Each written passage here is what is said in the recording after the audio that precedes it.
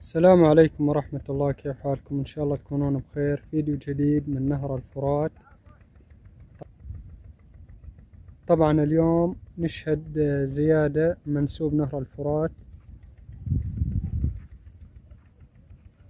شوفوا المي أيضا عكر بسبب هذه الزيادة، بسبب جريان الماء. شوفوا المي